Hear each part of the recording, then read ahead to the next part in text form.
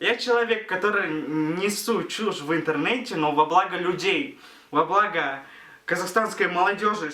Знакомьтесь, это тот самый Диас Сабаев, 18-летний видеоблогер, которого отечественные юзеры уже сравнили с кумиром миллионов российских девочек интернет-звездой Ромой Желудем. Кто-то не знает, этот красавчик прославился тем, что говорит много ни о чем, но всем нравится. Любовь – это иногда делать вещи, которые она любит. Нет, это не любовь. Это рабство. Ну вот, смотрите. Ну вообще же копия, да, вообще. Обычный мальчик из Актюбе днями и ночами сидит перед веб-камерой в ожидании своего звездного часа. Темы публичной болтовни у него разные. Тут и любимая музыка, и женские сумочки, и пародии на звезд эстрады.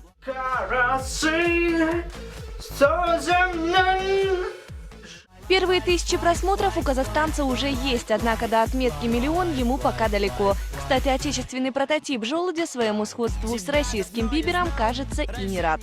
Какие-то фанаты, какие-то люди в социальных сетях создали такой бунт, такой стереотип, что я казахстанский Рома Желудь. Но вообще, конечно же, я уважаю творчество Ромы Желудя, но приписывать его славу ко мне и быть каким-то его прототипом в Казахстане – нет, спасибо.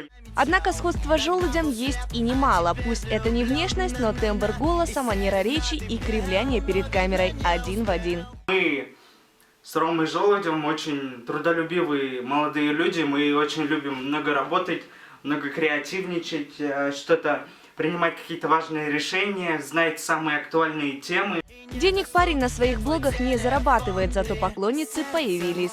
Около 100 штук поклонниц, которым 12-13 лет, которые хотят, чтобы я стал их парнем. До славы Диасу осталось немного, ведь некоторые знаменитости уже обратили на него внимание и в интернете разместили его пустую болтовню себе на стену в соцсетях, а это уже немало. Алена Абиденко, Ревью.